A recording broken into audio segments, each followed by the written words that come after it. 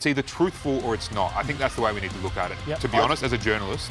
I've changed my opinion, I think, this week after watching it a few times. Give him a chance. And his press conferences and his interviews are mint. Sunglasses. Oh, look at that! Must have been a big night. Oh, that is special. Unbelievable! This, ladies and gentlemen, is football. The comeback, the opportunity. Klein finds the top corner, and Melbourne victory's woes intensify. Brisbane Roar are up to second in what is the most remarkable of turnarounds.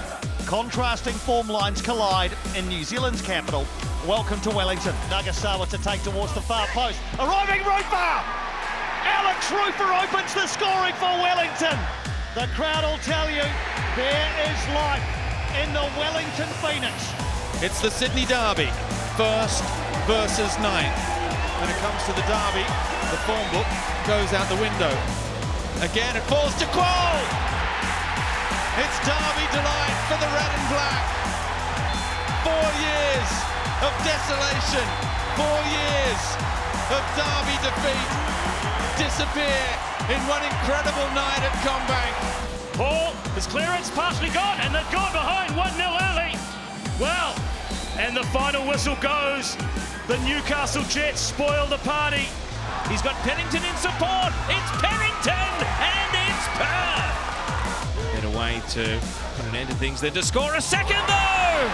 Charbel Shamoon sparks celebration for the Perth Glory. Big weekend for the underdogs in the A-League, which is great to see. Hello and welcome back to Total A-League for another week. I'm Vince Rugari. Daniel McBreen is over there. Tommy Orr is on a beach in an undisclosed location, let's say. So we've brought in a bloke about 3 times his size. Erik Paartalu, welcome back to the table. Thanks, mate. Good to be here. Good to have you back. It's good to not to have my seat level on the floor, so I can put it at a normal level next to Erik. Yeah. Yeah, well, my feet aren't touching the ground right now, but that's another story. Boys, a lot to look forward to this week. Another Kiwi Derby, a very interesting one, which we'll preview. Perth Glory going well. Adam Griffiths doing himself, every chance of locking down that full-time job as well. Melbourne Victory still struggling. And then we're going to break down the post-match.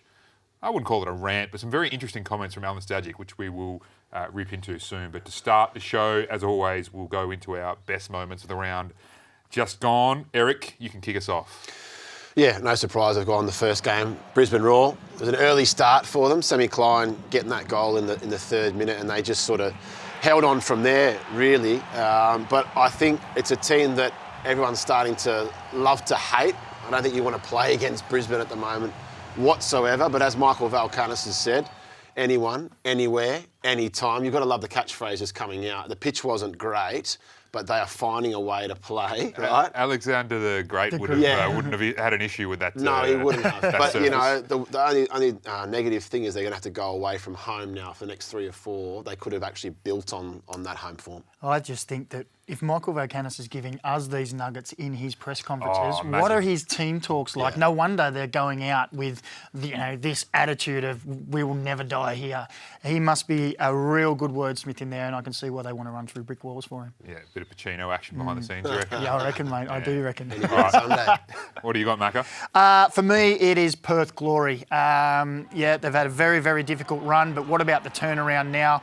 Adam Griffiths has been in charge for a couple of weeks, and here we are starting to see them turn it around. 2 wins on the road, away from home for the first time in I don't know how many years. I think it's 2019-20 actually, when I did look at the stats. But they seem renewed. He seems to be getting the best out of players. Brian Kaltak's getting back to his usual self. This fella is really performing. Charbel Shamoon, what a great goal that was. But look at how the players go and celebrate with Adam Griffiths. For me, that is a big sign of what they want, and I think they want him to be there for the long term. Yeah, seems that way, Macca. So exciting stuff. It's good to have a Perth Glory we can actually, take seriously again and contributing to the league in a results sense. Really, really positive. For me, I've gone with the Sydney Derby.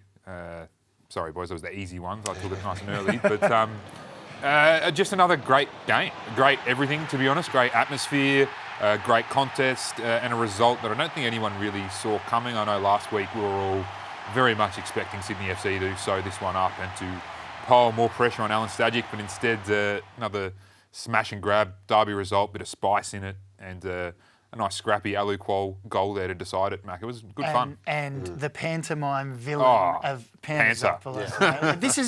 This guy, he encapsulated everything that a derby should be. He gave smack talk before they even went out on the pitch during the week. He gave smack talk for 95 minutes during the game. He gave smack talk after the game. But not only that, he delivered in every sense in the game as a player as well. It was a brilliant performance and it was a great spectacle. I think Western Sydney needed to win that game as well. As a whole. Now we can generate a lot more people to the next couple of derbies. But you're right, Panazopoulos was absolutely everywhere. And that handball incident at the end, that's going to be a big talking point moving forward, because what is a handball, what isn't? It's another great derby talking point. Yeah, I love players who talk big, and I love it even more when they can back it up. So that's sensational. On to another derby, the one coming up this weekend, boys, the second Kiwi derby. But I wouldn't have thought Wellington will get a better chance to knock them off, Macca, do you think, than this one right here? Auckland obviously looking a little bit shaky, getting knocked off at home. This is the chance for them, don't you think? Yeah, a few little cracks, I would say, starting to appear in Auckland. You know, not big ones, but little ones. We're so used to seeing them being almost unbeatable. And we're just seeing a little chink in the armour. And on Wellington's side of things, they've been so positive. They've changed the whole outlook on the way they play this season. The last week against Adelaide, they were really aggressive in their press, which is one thing we said with that high line. They need to have an aggressive press. Yep. Well, against Adelaide, they did it in spades in the first 35 minutes, and it almost took 35 minutes before Adelaide got a touch in their box. Now, Auckland have a few players missing. Dan Hall, Sakai out. Guillermo May wasn't involved last week. If there was a chance for Wellington to stake a claim and put in and get 3 points in the derby, I think this is their chance. My biggest question is, how many goals are they scoring because of having the high line, and how many goals are they conceding from having the high line? Because you can see in their last game at home, they almost gave away the game 2-1 right at the end. The first 25 seconds in the derby there's a couple of red cards in the last game. But you're right, Macca. I think, Auckland with their players out, Wellington are playing really, really well this season. This is their biggest chance. But that high line, I'd love to see him, he's got to tweak it, because he's not playing that high line where it's like you're ready to move. He's playing that high line and everyone's just stationary watching the ball, and players are easily making that run over the top. So it's on. How much video do you think they would have watched from the last derby in terms of exactly that, the high line? Because I got no issue with the tactic. I think it's great that he's trying a different tactic and all that, but you've got to make sure that if you're going to do that, you've got the other things right there as well, and they haven't really had that clicking all the time. But they did against Adelaide. That's where I think... So they're trending in the right direction. They are trending in the right direction because they got that press right. OK, Adelaide may have been a little bit naive at times, but because of that intense pressure from the front 4-5, Adelaide were a little bit like starstruck, how do we get out of this? And it worked wonders for them. Yeah. Auckland have been struggling, as we've just been discussing. So let's hear a little bit from Steve Corrick in the last couple of weeks talking about their performances. I think we were very poor today. I think it's probably one of the worst performances we played since I've been here. There was some positives out there the game last week. Obviously, we didn't play well, but we got a draw out of it. Today we got nothing out of playing better, and the effort was way better. But sometimes the ball doesn't fall for you. So what are the problems, boys? What do you see that's going wrong with Auckland FC at the moment? Because obviously last season, dream run, everything went well. We knew it was never going to last, especially in this league. Things happen. It's quite random. Sometimes is this just the general course of how the A-League can be, or have they got some serious issues that are costing them at the moment? That's always the second season syndrome. When you win something, Mackie, in this competition, it's always that next year you got the target on your back. Teams want to come down and perform against you more and more. I think it's genuinely coming down to availability. Sakai not being there, Guillermo Mai not being there, Nando Peinica at the start of the season as well had a little bit of a disruption. Yes, you have to try and add to your arsenal. They've gone and got Cosgrove, which adds a different dimension as well. I don't think we've seen the best out of Auckland yet. I don't either. And if you want to go back and have a look at some of the chances they got against Newcastle, it was like it was one of those days. Jesse Randall in particular caused Newcastle all kinds of problems at the back, had a couple of chances to change the story of the game, and it just fell the wrong side of the post. Sometimes that just happens in football. Yeah. All right, boys, to the bottom of the table now, which is probably not where many expected Melbourne Victory to be at this point of the season. Certainly not them either. They got a huge game on the weekend against fellow strugglers, Macarthur FC boys. A lot of pressure on Arthur Dillers as well, Macca. And the one thing that's going to cost them coming out of the weekend just gone is the red card to Denny Jeanreau, which to me seemed like a bit of an illustration of the general vibes and feelings that are taking place at that football club right now. Yeah, I think, if you look at a big picture, probably that as well, you know, when you're frustrated at the bottom of the league, but also it's at the back of 95 minutes of against a Brisbane Roar who gives you everything they can give you. This is them trying to waste time, and I think all that added up is just a brain snap from Denny Jeanreau. Like, he knew as soon as he did it, I think, that he was like, oh my God, I can't believe I've just done that. But that sometimes can happen. You've got to keep those emotions in check, and small moments could be really impactful for them for the next couple of weeks with him not there. I think Denny Jeanreau's non-availability forces a reshuffle. I think we've got to see him now. He's changed personnel on the front line. Does he go and put Mata as a false nine? Does he change the system? All I know is for Arthur Dillers, if he gets through this game, there's 5 games at Amy Park, 6 out of the next 7. So you're talking about going on a run, a club getting back to where they need to get through. Just get through this game. Don't lose this one. And I think they can then find more of a pattern at home. And let's not forget, we go back to when Diller first took over. Was it 7 games before he got a win? That's right. And then all of a sudden, they started to get a little bit of momentum, and then they started to find their feet. Could a reshuffle be actually kind of what they need in a sense at the moment? Just because we've spoken a lot about the striker situation. Well, clearly they're getting nothing out of that number 9 position at the moment. So why not, even if you're forced into it, do something completely different? That's right. So you've changed personnel. We spoke about this, So does he then change the system? What can you do there, Macca? You can't really put Reece and Mata as a 1 and a 2. What would you do in that front line? Well, this is the thing. You've tried one, you've tried the other. It's not working. When we talked about maybe... the Nines aren't in great form. They're not confident. Do we stack the midfield and leave a false 9? Have no one there, and then have late runs coming from midfield that might change the whole dynamic, and it could change the dynamic of the way that they attack or the way they move into the box. But one of their big problems has been those runs into the box and getting on the end of crosses. So to take someone out of that space who's going to be closer to those areas, I'm not sure that could be the right way to go. If he doesn't change something and goes out with the same lineup, the same system, Virgos or Reece, and loses the game, I think he's in big trouble, because then you're looking at it saying, how much more can I get out of the group? And that's it. He's got to try and change something this weekend and for it to work. Simple. Perth Glory, though, on the other hand, are starting to resemble a settled football club, boys. Adam Griffiths, as we mentioned off the top, looking good, and 2 away wins for the first time in, honestly, 6-7 years. It almost feels like a new team having they've been so far off it for so long, it feels like Perth Glory. And it's going to be fantastic, not only for them, but for the comp. If this little stretch that they're on right now can be sustainable and they can be in the mix for anything, really. Well, that's exactly... When you look at this team on paper, I think we all went, they're not a bad team. Now, we talk about Melbourne Victory. Do they change formation? Do they change the... Griff came straight in and went, we're going to a back 4. 4-4-2 suits this squad better. I've got the players to do that. And he's got instant results. I love his energy about the way it's like we just concentrate on the small things. But the small things make all the difference. We make sure everyone's here at training every day. If there's little things, we're on top of it. And he still thinks this group has got a huge capacity to grow. And he turned up with a suit jacket on and a jumper and a shirt. And I honestly, I thought that's him. Already he said he wants the job, but that's him going, I want the job, I'm dressed for the job, I am the man for the job. And when they come celebrating with him, I think the players are saying that as well. Tom Lawrence makes a big difference, Macca. Does. And I think, having Adam Taggart in the side, we know he can score goals, but having just 2 young guys alongside him in that formation maybe wasn't getting the most out of the group. And I agree, that back 4, it had to go to a back 4, Wooten, Caltech, different players.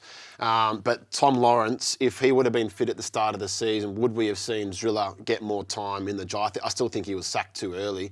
And I'm starting to get worried for Perth Glory because they still haven't made a decision. So what exactly are they waiting for? I honestly think they should just be coming out now going, Griff, you've got this job till the end of the year. Maybe in their contracts there's some little KPIs. If you reach this KPI, bang, you get another 2 years. But he's clearly doing a good job. He knows the players inside out. He knows Perth already because he's been there now for however long pre-season is, 6, 7, 18 months. And he's, I think he's earned the right already to give him the shot. He's been around as an assistant in 2, 3 clubs. give him a chance. And his press conferences and his interviews are mint. So I love it. Well, let's have a little bit of a taste of that now. Here's Adam Griffiths. Where are you at with the job, Griff? I have to ask the question, do you want it? Have you spoken to the club? Of course I want it. Like, what the hell am I doing here? Like, on this planet? Except for coaching football. It's the best job being a player, and it's even better as a coach. Different cat, Macca, by all reports. Yeah, great guy, but a different kind of mentality. I did my coaching badges with him, and you have to do your sessions and show them the session plans at the end. And he showed them, and he's supposed to hand them in. He said, no, this is my intellectual property. You're not keeping them. You're not seeing what I'm doing. You can look, but you're not taking them. And we all laughed, but he was like, I'm serious. Really good guy, really attention to detail is massive with Griff. He is a small details kind of guy, and that's the way I think he's going to get more out of this squad. I'm a huge fan of different cats. Some may say I am one myself. So the more the merrier in the A-League, I reckon. All right, let's crack into probably the biggest talking point overall from the weekend just gone, boys, was the Alen Stajcic sermon post-derby. Went on for a good 5 minutes, prompted by, what was the question, Macca? The question was, how good was this for the fans? Yeah. First win in a while, but how good is it? Yeah. And off he went. Yeah. So we're going to tackle this in a couple of different segments. So let's have a first taste of what Alen Stajcic had to say in response to that question. Yeah, but let's talk about the spectacle. How good a spectacle is it? You know, so often we got infighting in football in Australia and we put ourselves down and we say all the things that are wrong, and, you know, the criticism of our own game by our own people is just over the top. And, you know, I said during the week that this is the best spectacle in the domestic calendar, and one, I truly believe it. Two, I love NRL. And the NRL people pump up their own sport all the time. I see Peter V'landys on every single press conference telling the whole world how good his sport is. He's an advocate for his game. He's passionate about his game. He's advocate for his product. And we don't do any of that. We're infighting all the time. We're like two seagulls fighting over one chip. We've got nothing and we fight over it. Like, we've got an amazing product here, amazing fan groups, both fan groups tonight. The Sydney FC end was full, our end was full. And it's a great spectacle. So I don't know why we always put ourselves down. You know, of course there's things we need to critique and do better, and we're always striving to do better because it's a global game. So I think we all kind of agree with the general vibe of Staj's comments, I'd say, overall, fellas. Some things that I personally take issue with, number one is the comparison with the AFL and NRL and the idea that they don't... I also hate the idea, by the way, of positive and negative in anything coverage related. It's either truthful or it's not. I think that's the way we need to look at it, to be honest, as a journalist.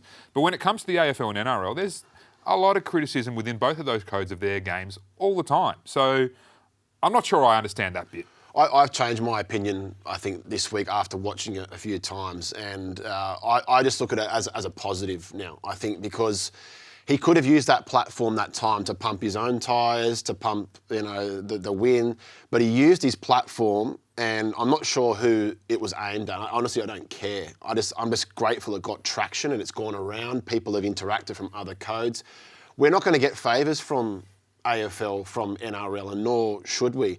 The only thing I kind of look at and just think, you know, was it maybe sort of a deflection over the way he was feeling going into that derby? Maybe it was a bit under pressure and sort of, you know, but this is the A-League, and if you don't make the top six as a coach, you should be scrutinised. The rope is so long. And I think for Alen Stajcic, that was kind of like an outcry to say that, hey, we get criticised a little bit too much. Let's focus on something else. Agree. And let's be honest, it was a great spectacle. It was entertaining. The atmosphere was fantastic. We had, as we said, pantomime villains. We had the underdogs getting up over the guys who were at the top of the table. It was all wonderful. And then, you know, we were all talking about the positives at the end of that game. And then Staj came out and said this. Undeniably, we agree about different factions in football and the pyramid and all this kind of stuff. If you've been in football, even a small time, you know that's all there. But I think some of the other stuff, I don't really agree with either. Just where he went after that as well. Yeah. I think it was...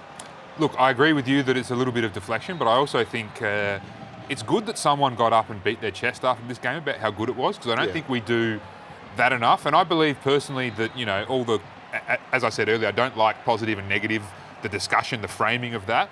But the negatives need to be looked at when they are there. Yeah. Equally, though, and we have a lot of them in the game, there's a lot of things we need to work on and improve to get where we want to be. But we should be proud of the positives. But most of our prouder. But I will say most of our positives that we pump it up all the time is our football. Yeah. It's entertaining. We see goals. We're seeing all these young players coming through. The national teams are benefiting from them. We pump that stuff up all the time.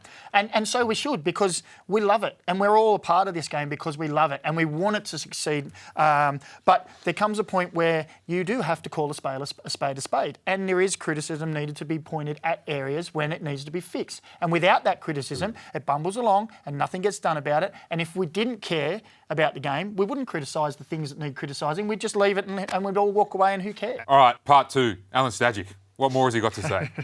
You go down to Melbourne and it's just AFL. And come here and there's 5 or 6 pages of NRL. You guys are lucky to get a column, and then I read a column and it's all negative. Which coach is going to get sacked? Which player's playing crap? Which club is going under? Why don't we talk about all the positives in our game? Why don't we talk about all the young talent coming through? Why don't we talk about the Joeys winning? Why don't we talk about the young Socceroos, the young Matildas and Matildas? Why do we always have to put ourselves down? We can critique ourselves behind closed doors. Why does it always have to be public? Arthur Dillis loses 2 games, he's a shit coach, he made the grand final last year and all of a sudden he's crap, he's going to get... What a joke. I don't hear that in the NRL. Ever. I don't hear that in the NRL. He's a top coach, he made the grand final 3 months ago. So he was a good coach, he was the second best coach in the league, probably whatever, that's subjective anyway.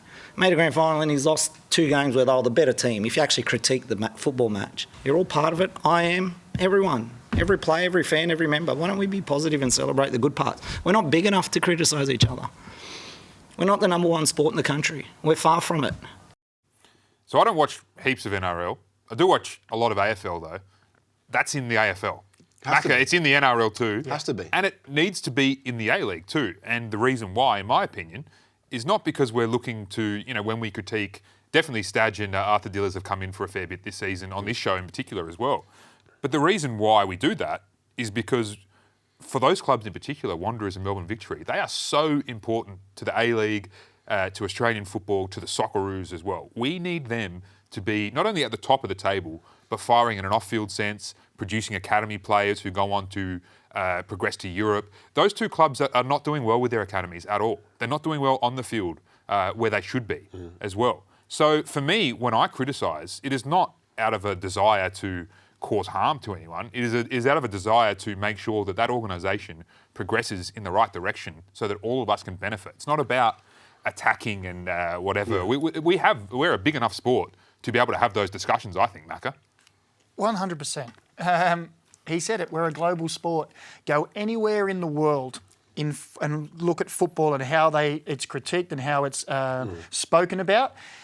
If you go into the Premier League and Manchester City or Liverpool, Man United at the moment, their coaches are under heavy pressure because they expect to be near the top. Melbourne Victory, Western Sydney, they're 2 of the biggest clubs with history, and especially Western Sydney, all of the stuff that goes behind it with their base and all of that stuff. The nursery the is a gold area. mine. It is a club that should be setting the benchmark and should have been for years. Now, we're not sitting here going, Alen Stajcic, we don't like you. Dilla, we don't like you. Go on the street in Melbourne and ask the fans of Melbourne Victory, is their team performing? Yeah. Is it where it should be? No. What is the first thing? Who is responsible for that is the football department, and who is the face of that football department? Your head coach. And we need the Western Sydney Wanderers to be firing. We need 100%. Melbourne Victory to be firing, to have these conversations. I think if Staj goes into that press conference and just pumps up his own team, we don't have this conversation either. We're not having this conversation. The crowd, the public aren't having this conversation. I think we need more of this. And it's not necessarily a pushback, but we don't have that much opportunity to speak to coaches, or do they want to speak to us? Because that's the way it is. But I love the fact that he's brought something up, and look at this now. Yeah. Well, now, Macca, let's criticise you. Good. With Tommy gone, we've got your team of the week coming up, and I can't wait to rip it apart and tell you how crap you are. Yep, okay, well, I start with Dean Bazanis in goals, 2 great saves, particularly against Melbourne Victory that helped them get the win. Charbel Shamoon was quality and got a great goal for Perth. When you look at Samuel Soprane, he's been out of the game for a little while. He came back in and was a real standout alongside his teammate, to be fair, for Melbourne City. I'm going to leave the other centre-back at the moment because I'm going to come back to him. Houston Salas was fantastic up and down that right-hand side for Wellington Phoenix. Bozidar Kraev was one of 3 standouts. I'm going to put Alu Kuol in there as well because he was an absolute pest against Sydney FC. Alex Rufer and Will Dobson were 2 who dominated in the midfield in 2 different senses, but both got themselves goals. Milorad Stajić, his combative attitude and the way that he really sets the tone for his team had a big impact in that game.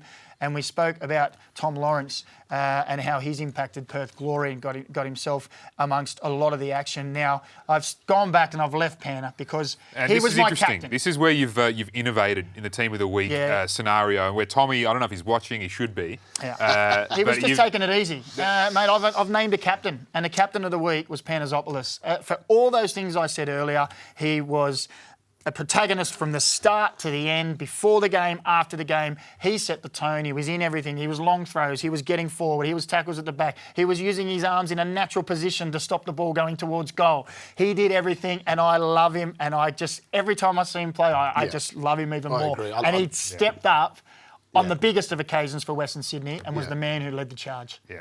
So Tommy has no choice but to name a coach for the week next week. Each week we will add another element to it, and we'll be naming an entire squad by the end of the season.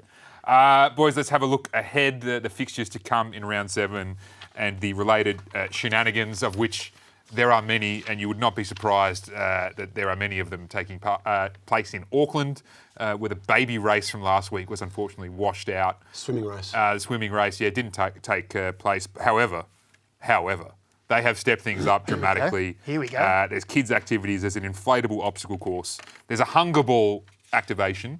I don't know what that is. Someone's going to get eaten. But it's going to be interesting. And that's not even the best bit. The Auckland University of Technology will be sending some humanoid robots to the A-League's New Zealand derby. Can they use them for the VAR as well? It'd be a great idea. It sounds like the takeover is commencing. I think so.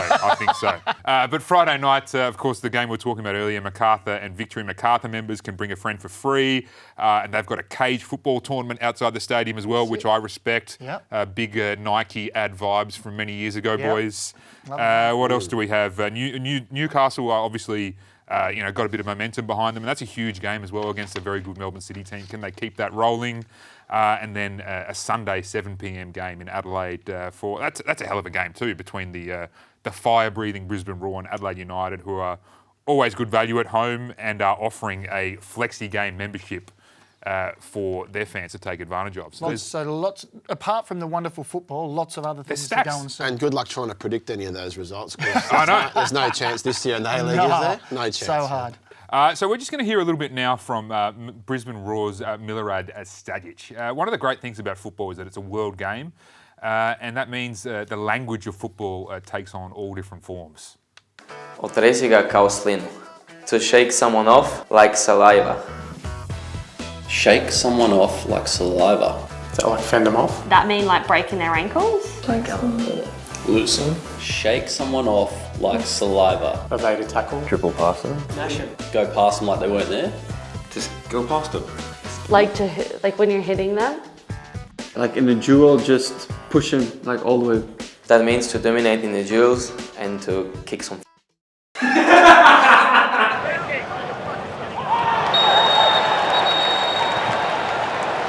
So there's a free Serbian lesson for you folks. More of that sort of gear to come throughout the season as we welcome Nalin to the desk. Were you betting on that being the meaning of that phrase? Honestly, that would be the last thing I would think of, but I want that word uncensored, whatever it was he said. I just want to know what Trent Sainsbury was thinking. Had a look on his face, man. I was like... I know Trent quite well, and it wouldn't have been good. No, wouldn't have thought so. What do you got for us this week, man? Well, it's the perfect lead into what we're about to discuss. The biggest menace this weekend, because there were a few, and Milorad Stajić is that guy. When it came to any heated exchange, confrontation, he's always been in the thick of it. It's not even been a one-off. We saw it against, was it Macarthur here? Yeah. And Melbourne City in Nabu's face, the knee slide.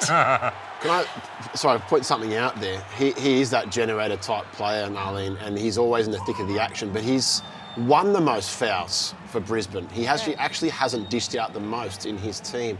But what I like about him is that once he starts, everyone else starts, and it's a definite ploy. And he starts all the time, by the look of it. And he doesn't stop. Well, that's the thing. It's rubbing off on all the other role players. This has become now part of their style, and I think Michael Valkanis is loving that. That's the kind of player he was back in the day as well. Absolutely not taking any of it. And speaking of a couple of villains, how about our boy Anthony Pantasopoulos in that Sydney derby? Mate, he was ruffling the feathers of Sydney FC fans, wagging his tongue, hurtling over players.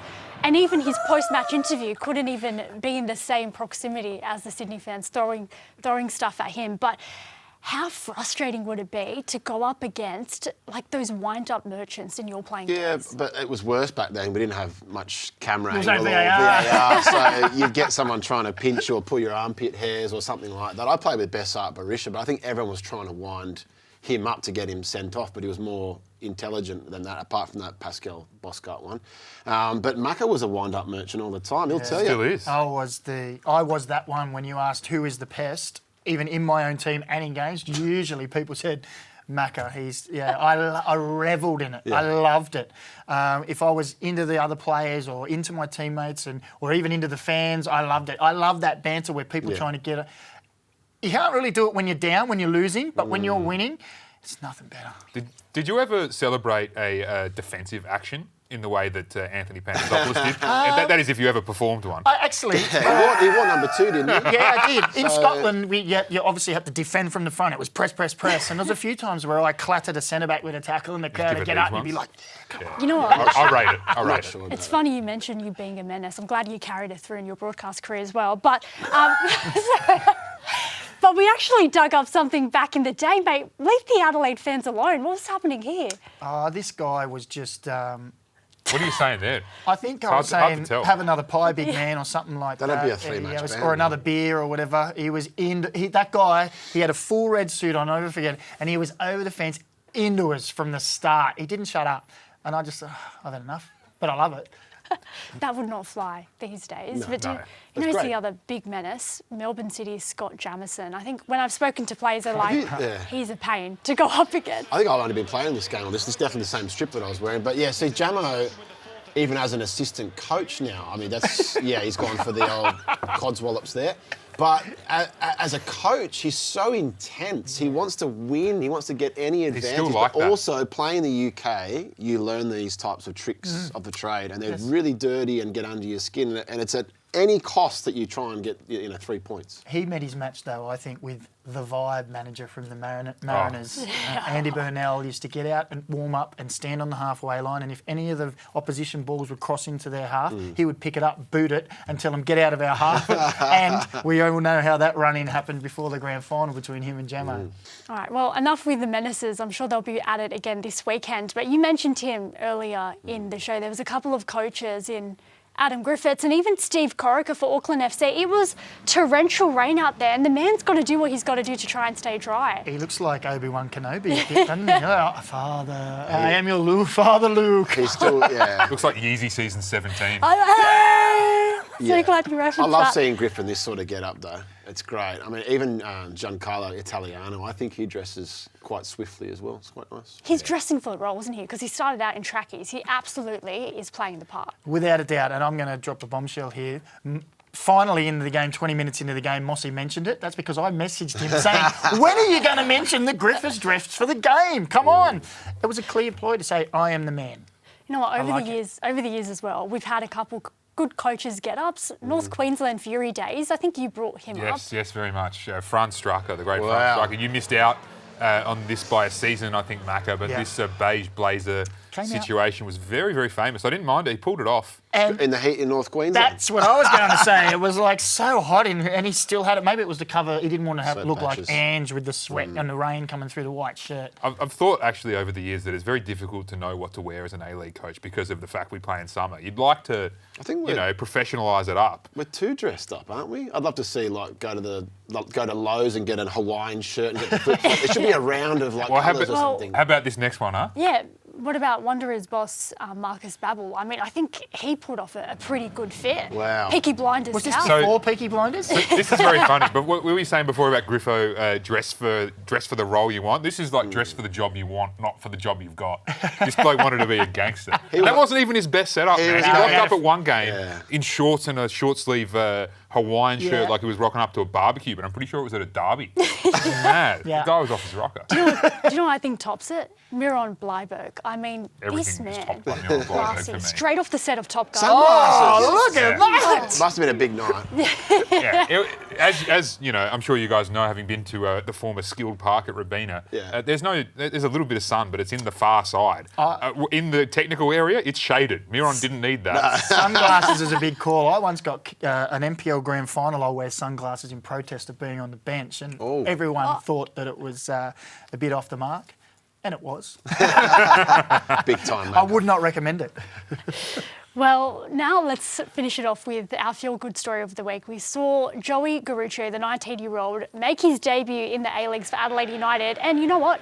It only took him one touch to score in just over 2 minutes. I mean, how important is it for a youngster, guys, to just set the tone early? It's beautiful. Great to see him score there. Again, I just can't go past that high line.